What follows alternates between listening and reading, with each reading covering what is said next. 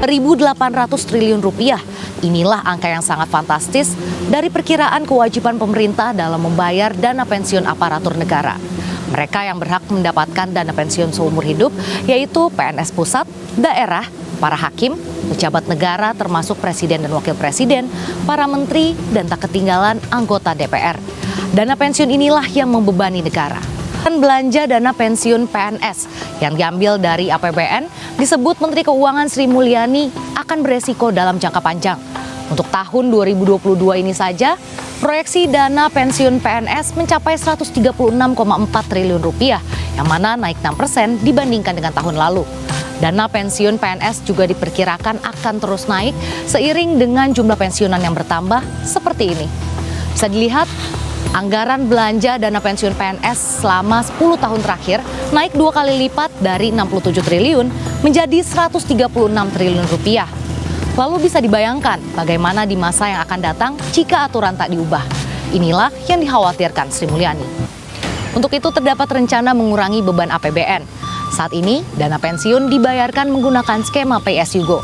Gaji ASN dipotong sebesar 4,75% untuk akumulasi iuran pensiun atau AIP dan 3,25% untuk tabungan hari tua atau THT. Dana pensiun ini akan dibayarkan di masa pensiun oleh Taspen.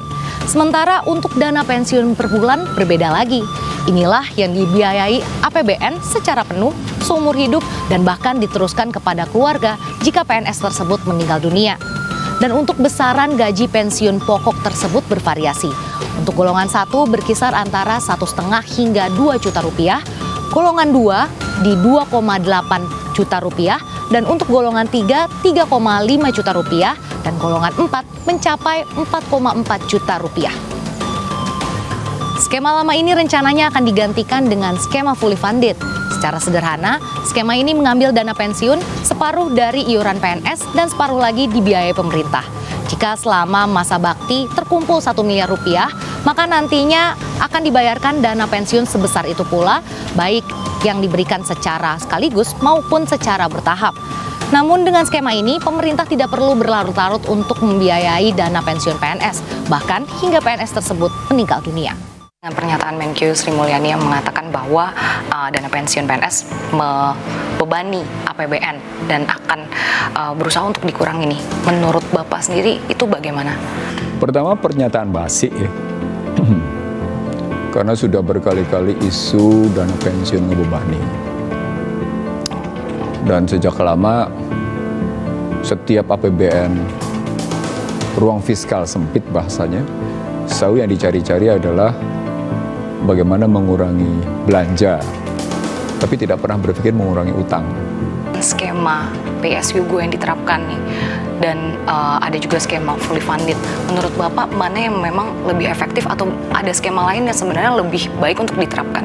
Di situ. Itu juga bisa dengan gambaran tadi apakah diambil dengan modal tabungan dengan asuransi atau tidak gitu. Persoalan pokoknya adalah kalau memang pemerintah mau, mestinya Taspen dibubarin aja. Karena Taspen itu bermasalah sejak lama gitu.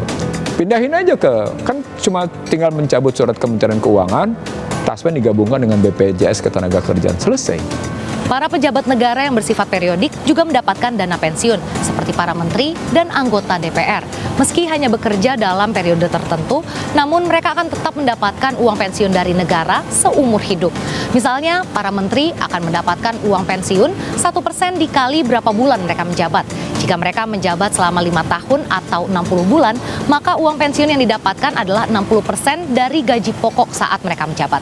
Sementara itu, besaran uang pensiun anggota DPR adalah 60% dari gaji pokok dan juga 15 juta rupiah dari tabungan hari tua. Besarannya adalah seperti berikut. Anggota DPR merangkap ketua akan mendapatkan 3 juta rupiah per bulan. Lalu anggota DPR merangkap wakil ketua mendapatkan 2, juta rupiah per bulan. Dan anggota DPR yang tidak merangkap jabatan sebesar 2,5 juta rupiah per bulan. Uang pensiun ini akan terus dibayarkan seumur hidup dan jika ia meninggal dunia akan diberikan kepada keluarga dengan besaran yang telah ditentukan. Memberatkan APBN. DPR cuma bertugas 5 tahun atau antar waktu 2,5 tahun. Kan dari mana uangnya? Masa seumur hidup? Kan nggak adil buat masyarakat gitu loh.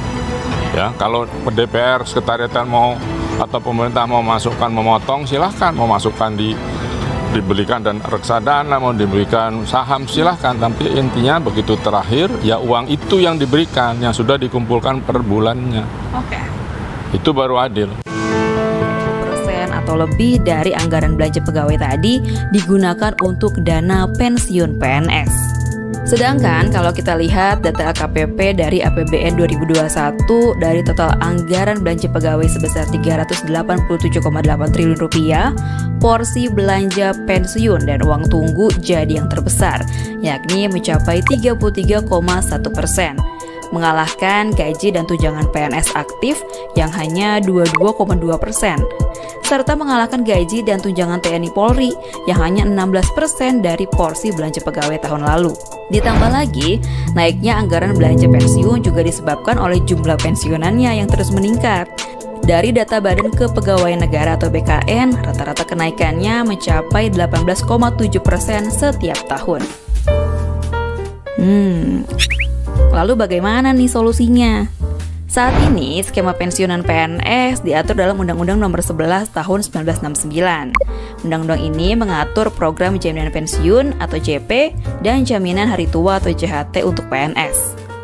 Dalam aturan ini, JP menggunakan skema Pay As You Go, di mana pembayaran manfaat pensiunan PNS ini setiap bulannya dibayarkan melalui APBN. Nah, pemerintah kemudian mengusulkan skema ini diubah menjadi namanya skema fully funded. Dalam skema ini, pembayaran manfaat pensiunan kepada PNS berasal dari iuran yang dibayar pegawai atau PNS dan tambahan dari APBN. Dengan besaran disesuaikan jumlah take home pay yang diterima PNS setiap bulan. Pemerintah menyebut keunggulan skema fully funded ini diantaranya dari sisi PNS, dana pensiunnya yang diterima bisa lebih besar, namun tidak membebani APBN karena sudah dipersiapkan sejak PNS masih aktif bekerja.